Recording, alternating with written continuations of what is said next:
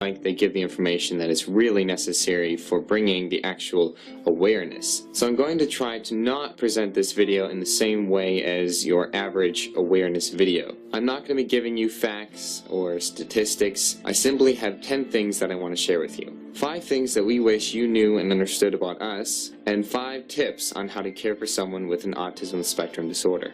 First, I want to talk about the things that we wish you knew about us. Number 1, we're different. You can't compare us to other people or think about us the same way you would think about everyone else. Because autism spectrum disorders are neurological, we might look totally normal on the outside, when in fact we think and behave very differently than most normal people. Number 2, we're not disabled. Sure, there are lots of things that can make it difficult for us to function on a day-to-day basis, but that doesn't mean we're not capable of living our own lives. Number 3, we don't always react appropriately. Usually people with autism spectrum disorders have a hard time processing and understanding societal norms, especially in terms of social interaction. It doesn't mean that we're immature or that we don't care, it just means that sometimes we don't know how we're supposed to act or respond. Number 4, we don't usually understand emotion. Oftentimes we won't react appropriately simply because we don't understand the emotion in that given situation. Again, it doesn't mean that we don't care, it's just hard for us to know how to react. And number 5, we're not broken. We don't need fixing, we don't need some kind of solution, and we certainly don't need a cure. We need people to love and accept us, and we need them to understand that this is who we are. Those were kind of the top 5 that are really important for me, and now I'd really like to share with you my 5 tips on how to care for someone on the autism spectrum. Number 1, be patient. Sometimes it can take us a lot longer to answer questions and do tasks, simply because we're thinking about it in a lot more detail than most people normally would. A lot of the time for people with autism spectrum disorders, especially people with Asperger's syndrome, it can almost feel as if we're speaking in a second language when we're talking to other people.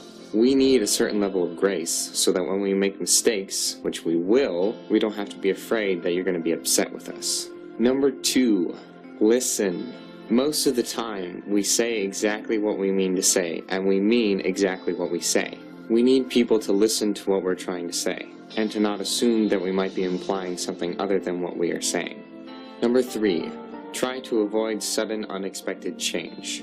Sudden change can make us very anxious and nervous. In those situations, we don't know what to do, because we haven't mentally prepared for them yet. Number 4, ask very detailed questions about things that we are interested in. For example, if somebody really loves airplanes, then you can ask them what is the biggest airplane that was ever made. Having very detailed questions about things we understand helps us to know where the conversation is going and makes it comfortable for us when talking to you.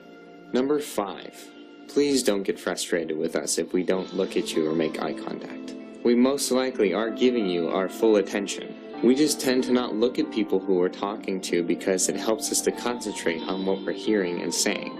And the last thing that I want to share with you is that if you meet someone with an autism spectrum disorder, then you have met one person with an autism spectrum disorder.